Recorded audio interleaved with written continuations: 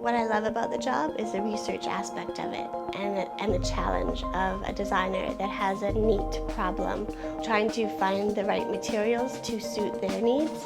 I love that challenge.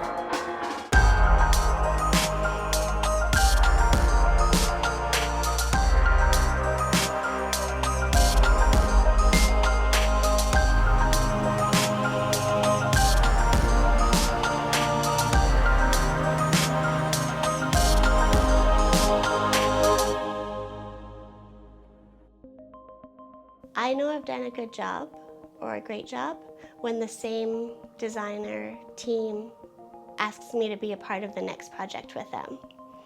And that's where I take a lot of pride, is when they invite me to work with them again on a project.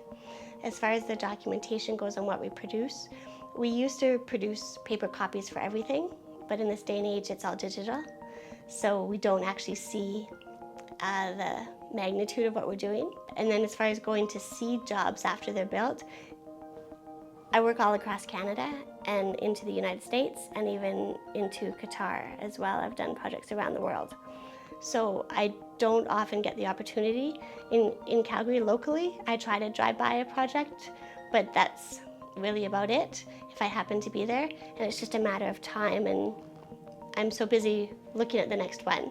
Because oftentimes when I write a job, it takes 2 to 3 years to be built and be finished. So I've worked on 200 projects since then, but that's just the volume of what we're doing right now. So there's a disconnect in when I'm writing the job versus how long it takes to get built. And then some jobs, as soon as I write them, I give them back to the designer, the architect. Sometimes the owner will sit on it and it never actually gets built. And I don't know the difference. I'm always surprised. I had a job that I built, or that I'd done the specifications for.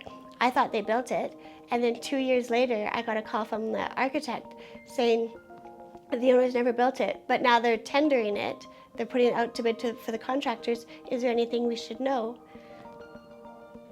And I said, well, yes, lots of products change all the time, so those are now 2 years old, what we specified. A lot of those things aren't available anymore.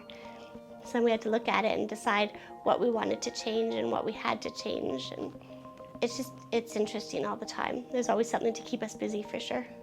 A hidden gem in what I offer that maybe people don't realize is that we spend a lot of time meeting with technical reps and building those relationships, so that when we get asked questions, when we have a weird something or just new information is coming out, to make sure we're on the up and up and the most current lists all the time.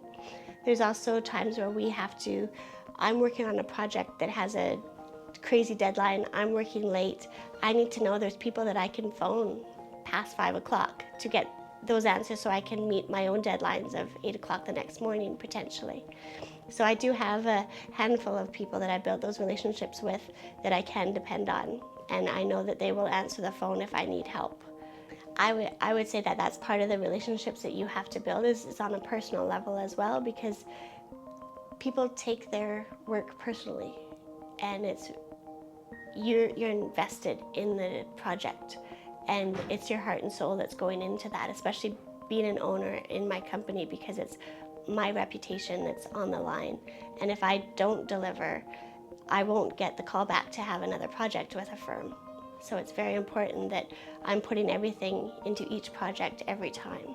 There's a saying in our industry that you don't have to have all the answers, but you have to know where to look to get those answers. My name's Colleen Barabana. I'm the owner of BookSpec Inc, and I'm a registered specification writer.